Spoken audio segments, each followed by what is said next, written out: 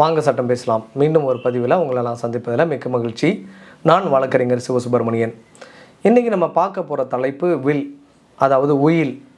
உயில் எந்தெந்த சந்தர்ப்பங்களில் எழுத முடியும், எப்படி எழுதுனா அது செல்லுபடி ஆகும், சட்டப்படி செல்லுபடி ஆகிற உயிலில் என்னென்ன சாராம்சங்கள்லாம் இருக்கணும் அப்படின்றத பற்றி நம்ம இன்றைக்கி பார்க்க போகிறோம்.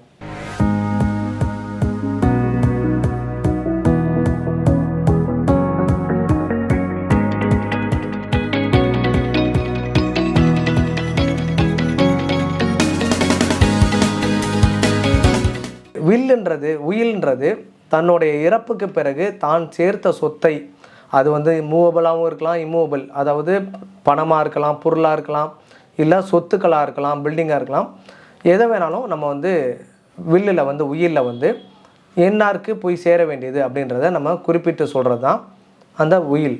இந்த உயிலே ரெண்டு வகை இருக்குங்க.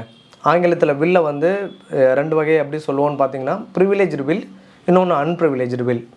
நம்ம நார்மலாக அன்ப்ரிவிலேஜ்டு வில், அதாவது சலுகையற்ற அந்த உயில் சாசனம், அதை பற்றி தான் நம்ம முதல்ல பார்த்துக்குவோம். அப்புறம் அந்த ப்ரிவிலேஜ்டு உயிலை பற்றி பார்ப்போம். ஏன்னா அந்த காமன் மேன் எல்லோரும் எழுதுறது பார்த்திங்கன்னா அன்ப்ரிவிலேஜ்டு உயில்.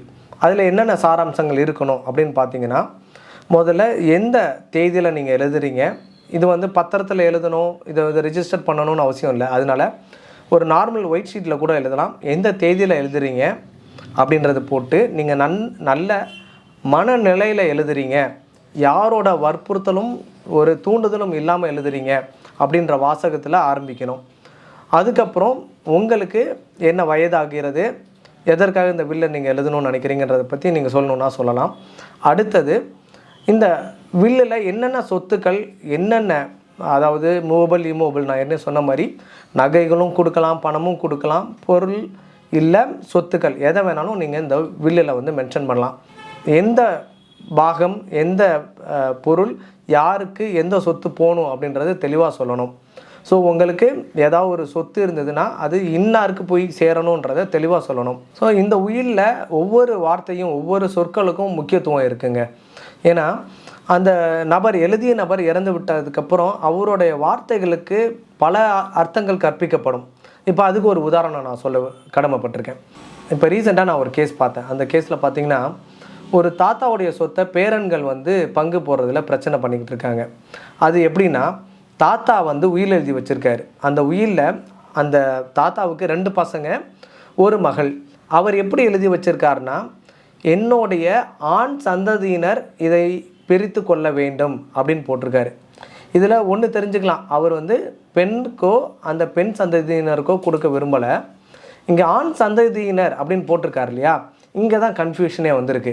அதாவது தாத்தா என்னோடய மகன்களுக்கு பிரித்து கொள்ள வேண்டும் அப்படின்னு போட்டிருந்தா பிரச்சனை இல்லை. ஆண் சந்ததியினர்னு போட்ட உடனே இந்த பேரன்கள் இருக்காங்க, அதாவது ஃபஸ்ட்டு ஒரு பையனுக்கு ஒரு பையன், 2வது பையனுக்கு 4 பசங்க, அந்த 2வது பையனோட ஒரு பையன் தான் கேஸ் போட்டிருக்குது. இந்த சொத்தில் ஆண் சந்ததியினர் அப்படின்ற வேர்டு இருக்கிறதுனால எனக்கும் இதில் ஒரு பங்கு இருக்குது. அப்போ அப்பாவுக்கு ஒரு பங்கு, பெரியப்பாவுக்கு ஒரு பங்கு, அந்த பெரியப்பாவோட பையனுக்கு ஒரு பங்கு, எங்களோட அண்ணன் தம்பிங்களுக்கு 4 பேருக்கும் 4 பங்கு. ஸோ 5, 6, 7 பங்காக இதை பிரிக்கணும் அப்படின்னு கேஸ் போடுறாரு. இதே அந்த தாத்தா அவரோட மனநிலைமை எப்படி இருந்ததுன்னு தெரியல. ஒருவேளை மகன்கள்னு சொல்கிறதுக்கு பொதுவாக ஆண் சந்ததியினர்னு போட்டாரா, இல்லை பேர பசங்களையும் சேர்த்து போட்டிருக்காரான்றது அவருக்கு மட்டும்தான் தெரியும். ஆனால் இப்போ இது கோர்ட்டில் நிலுவையில் இருக்குது. இந்த மாதிரி சூழ்நிலையில் ஒவ்வொரு உயிலையும் நம்ம யூஸ் பண்ணுற ஒவ்வொரு வேர்டுமே ரொம்ப முக்கியத்துவம் கொடுக்கணும். அதாவது ஒவ்வொரு வார்த்தையும் பார்த்திங்கன்னா ரொம்ப சுலபமான வார்த்தையை பயன்படுத்துறது ரொம்ப நல்லது. கடைசியாக எழுதப்பட்ட உயில் அப்படின்றத மென்ஷன் பண்ணணும். அதாவது உயில் பார்த்திங்கன்னா எத்தனை முறை வேணாலும் எழுதிக்கலாம், மாற்றி அமைச்சுக்கலாம். இன்றைக்கி நான் ஒரு பையனுக்கு கொடுக்கணும்னு நினைப்பேன், அப்புறம் அவசரப்பட்டுட்டோமோ ஒரு பையனுக்கு மட்டும் கொடுக்கக்கூடாது, நம்ம 2 பேருக்கும் கொடுக்கலான்னு அப்புறம் தோணும், அதுக்கப்புறம் 2 பேருக்குன்னு எழுதி வைப்பார். இந்த மாதிரி நடக்கிற சந்தர்ப்பங்கள்லாம் இருக்குது. ஸோ இது அவருடைய கடைசி உயிலா அப்படின்றத சொல்லணும். இதுக்கு முன்னாடி ஏதாவது ஒரு உயில் எழுதி வச்சுருக்கேன், அதை நான் திருத்தணும்னு நினைக்கிறேன் அப்படின்னா அதையும் இதில் சொல்லி இதில் கொண்டு வரணும். இந்த உயிலில் தன்னோட வாரிசுகளுக்கு மட்டும்தான் எழுதி வைக்கணுன்ற அவசியம் இல்லை. 3வது தரப்பினருக்கும் எழுதி வைக்கலாம், இல்லை ஏதாவது ஒரு ஆர்கனைசேஷன், ஏதாவது ஒரு தொண்டு நிறுவனம், அந்த மாதிரி ஒரு 3ஆம் தரப்பினருக்கும் இந்த சொத்தை வந்து வில் மூலயமா அவரால் எழுதி வைக்க முடியும். ஒரு எக்ஸிக்யூட்டரை அப்பாயின்மெண்ட் பண்ணுறது ரொம்ப சால சிறந்தது. வில்லில் தனக்கு அப்புறம் இந்த சொத்தை வந்து யார் வந்து நிர்வகித்து மற்றவங்களுக்கு பங்கிட்டு கொடுக்கணும் அப்படின்னு சொல்லிட்டா ரொம்ப நல்லது. அந்த நிர்வகிப்பவரை வந்து தன்னுடைய வயதுக்கு ஒற்றை வயதாக போட்டுறக்கூடாது. சில பேர் பார்த்திங்கன்னா இப்போ அவருக்கு வந்து வயது வந்து 70-80 இருக்கும். அவரோட ஃப்ரெண்டை வந்து நிர்வகிப்பவராக எழுதி வச்சுருவாங்க. அப்படிங்கும்போது ஒருவேளை அந்த எக்ஸிக்யூட்டர் வந்து எழுதி வைக்கிறவர் வந்து டெஸ்டேட்டர்னு சொல்லுவோம். அந்த டெஸ்டேட்டருக்கு முன்னாடி போயிட்டாருன்னா அதுக்கப்புறம் இவர் வில்லை வந்து மாற்றி எழுதாம விட்டார்னா அதில் ஒரு பிரச்சனை வரும்.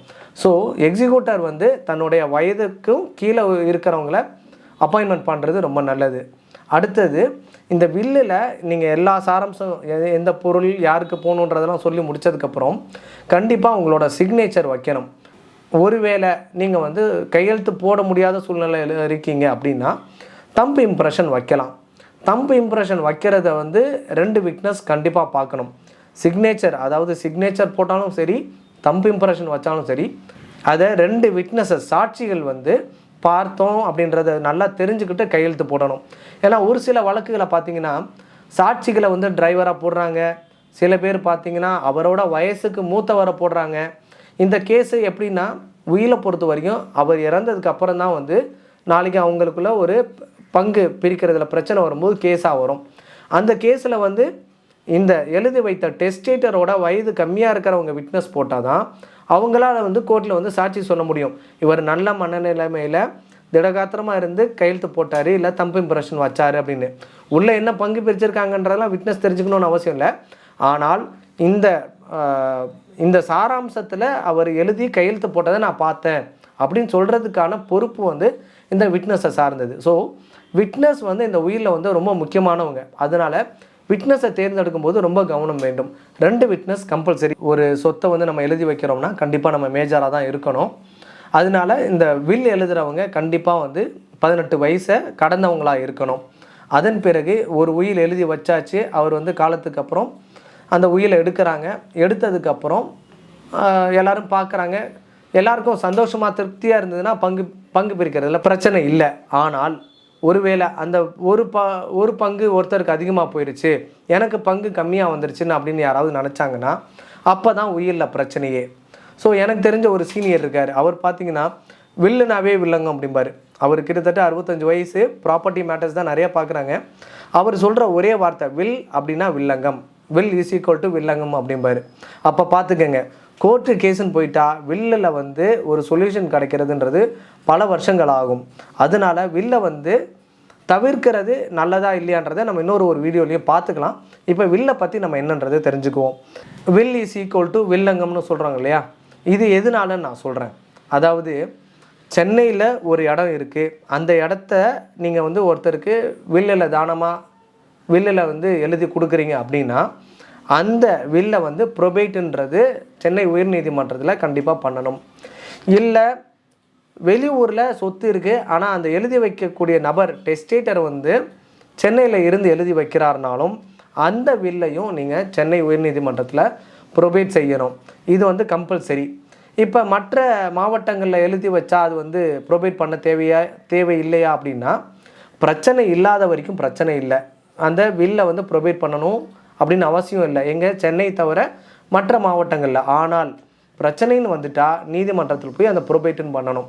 அந்த ப்ரொபேட்டுனா ஒன்றும் கிடையாதுங்க, இந்த வில்லை வந்து மெய்ப்பித்து அந்த எக்ஸிக்யூட்டர் அட்மினிஸ்ட்ரேட்டரை வந்து ஃபிக்ஸ் பண்ணுவாங்க, இவர் மூலயமா இந்த பங்கெல்லாம் பிரிக்கணும் அப்படின்னு சொல்லி. ஸோ வில்லை வந்து மெய்ப்பிக்கிறதுக்கு போடுற பெட்டிஷன் தான் ப்ரொபேட் பெட்டிஷன்.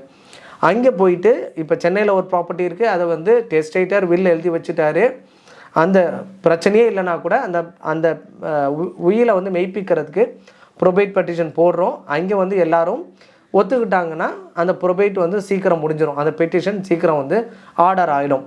ஒருவேளை அந்த ப்ரொபேட் பெட்டிஷன் இருக்கும்போது யாராவது ஒருத்தர் எனக்கு இதில் வந்து உடன்பாடு இல்லை, கடைசியாக இவர் வந்து தம்பி வீட்டில் இருந்தார், அதனால அவங்களுக்கு அதிகமான பங்கை எழுதி வாங்கிக்கிட்டாங்க, அவர் சுய சிந்தனையில் அவர் இதை எழுதி வைக்கலை, அவர் வந்து கடைசியில் வற்புறுத்தப்பட்டு எழுதி வச்சார் அப்படின்னு யாராவது ஒரு பிரச்சனையை கிளப்பி அங்கே டிஸ்பியூட் பண்ணிட்டாங்க, அந்த உயிலை டிஸ்பியூட் பண்ணிட்டாங்கன்னா அப்போ இந்த ப்ரொபேட் பெட்டிஷன் நார்மல் சிவில் சூட்டாக மாறிடும்.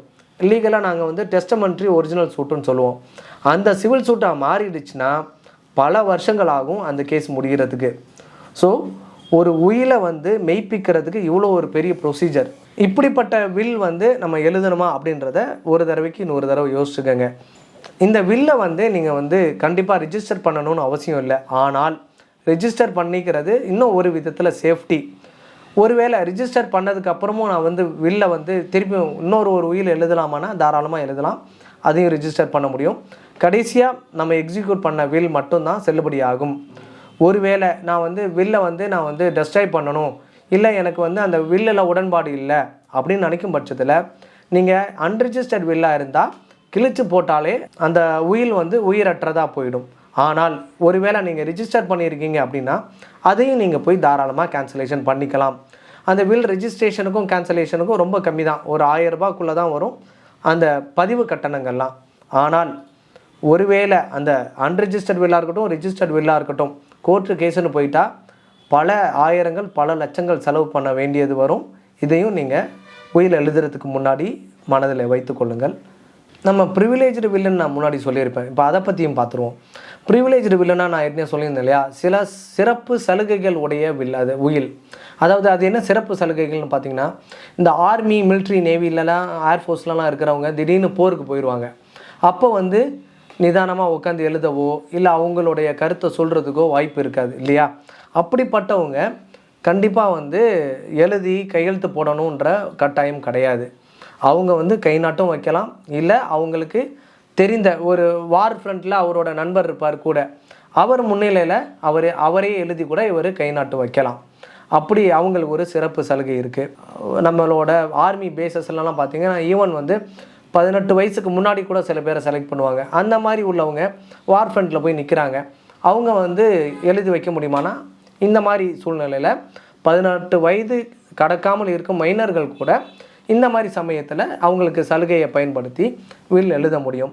இந்த மாதிரி வில் எழுதுகிறவங்க அவங்க எக்ஸிக்யூட்டராக அந்த நேரத்தில் கூட இருக்கிற ஃப்ரெண்டோ வாரில் இருக்கிற வாரியர் யாரை வேணாலும் அப்பாயின்மெண்ட் பண்ணி அந்த எக்ஸிக்யூட்டராக போடலாம். இது ஒரு சலுகை அவருக்கு இருக்குது. ஒருவேளை அந்த சண்டையெல்லாம் வந்து போர் நிறுத்தம் முடிஞ்சு போர் நிறுத்தமாகி அவர் வந்து திருப்பியும் நார்மல் ஸ்டேட்டுக்கு வந்துடுறாரு, அந்த வில்லை வந்து அவர் ரிவோக் பண்ணணும் இல்லை அதை வந்து இல்லா நிலையாக்கணும்னா அவர் கிழிச்சும் போடலாம், இல்லை வேறு ஒரு புதிய வில் கூட அவர் எழுதிக்கலாம்.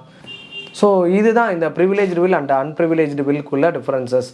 ஸோ வில்லுன்றது நம்ம வந்து வேறு வழி ஆப்ஷன் இல்லாத போது எழுதுறது நல்லது. இதுக்கான ஆப்ஷன் என்ன அப்படின்றத நம்ம அடுத்த வீடியோக்களில் பார்ப்போம். நன்றி, வணக்கம்.